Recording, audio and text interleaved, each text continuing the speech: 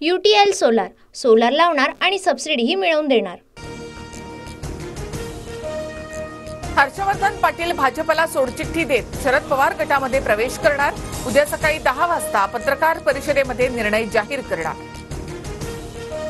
पक्षप्रवेशाआधी silver ओकवर Harshvardhan Patil आणि शरद पवारांची भेट।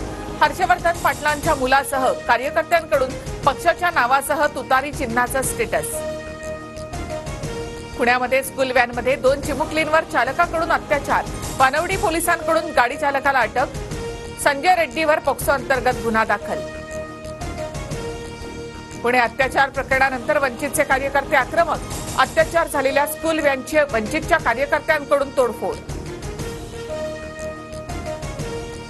काही स्थानिक नेत्यांनी आरोपीला पळून जाण्यामध्ये मदत केली। अशा घटनांमध्ये राजकीय पक्ष वगैरे बघत नाही। आरोपीवर कडक कारवाई करणार फडणवीसांची ग्वाही। पुण्यातील घटना हादरवून टाकणारी। राज्यात कायदा सुव्यवस्था अस्तित्वात नाही। सुषमा अंधारी यांची सरकारवर टीका। अल्पवयीन आरोपीचं वय 18 वरून 14 करायला हवं। अल्पवयीन आरोपीच्या वयाबाबत अमित शहांशी बोलणार अजित पवारांची माहिती। अक्षय शिंदेच्या एन्काउंटर प्रकरणी कोर्टात सुनावणी। जखमी पोलिसाबाबत न्यायवैद्यक प्रयोगशाळेचा अहवाल सादर करा, न्यायालयाचे निर्देश। बदलापूर अत्याचार प्रकरणात उदय कोतवाल आणि तुषार आपटेला एका प्रकरणामध्ये जामीन तर दुसऱ्या प्रकरणामध्ये अटकेची परवानगी। विधानसभा निवडणुकीसाठी ठाकरे गटाकडून नवं मशालगीत। शहांच्या वक्तव्याचा फडशा। दसरा मेळाव्याला फाडणार। गाण्याच्या लॉन्चिंग वेळी ठाकरेंचा इशारा। रणनीती मी 2 वर्षांपूर्वी दाखवली। विरोधकांचं प्लॅनिंग जनता हाणून पाडेल। मला उत्तर देण्याची गरज नाही। मुख्यमंत्री शिंदेंची टीका। आचारसंहिता लागण्याआधी मागण्या मान्य करा, अन्यथा फडणवीसांना खूप पश्चाताप होईल। मनोज जरांगे यांचा इशारा। राजकारण, सत्ताकारण, अर्थकारण शूद्र। महामूर्ख जमात म्हणजे हिंदू जात। गणपती उत्सव, नवरात्रोत्सव इव्हेंट झाले। संभाजी भिडेंच्या वक्तव्याने नव्या वादाची शक्यता। हिंदूंना शिव्या देणाऱ्या भिडेंवर हिंदूंचे सरकार काय कारवाई करणार? संभाजी भिडेंच्या वक्तव्यानंतर नाना पटोले यांची टीका। विरोध केल्यास शिवसैनिक पूर्ण हिशोब घेतील। ज्या पद्धतीनं भाजप कार्यकर्ते सिल्लोडमध्ये काम करतील त्याच पद्धतीनं शिवसैनिक राज्यभरात काम करतील। अब्दुल सत्तार यांचा इशारा।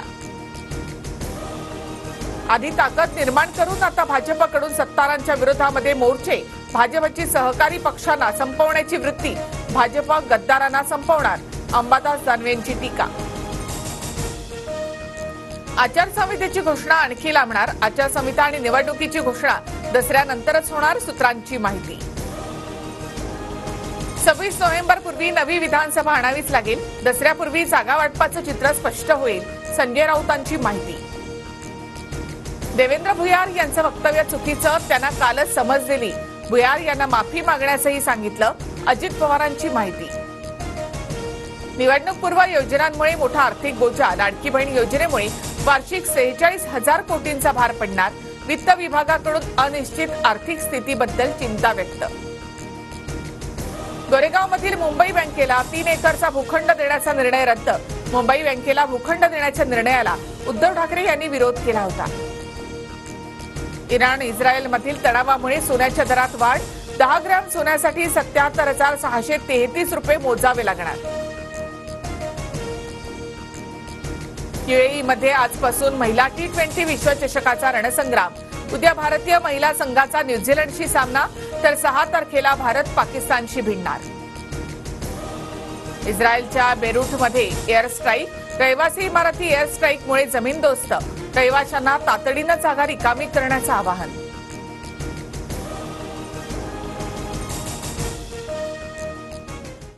UTL सोलार सोलार लावणार आणि सबसिडीही मिळवून देणार।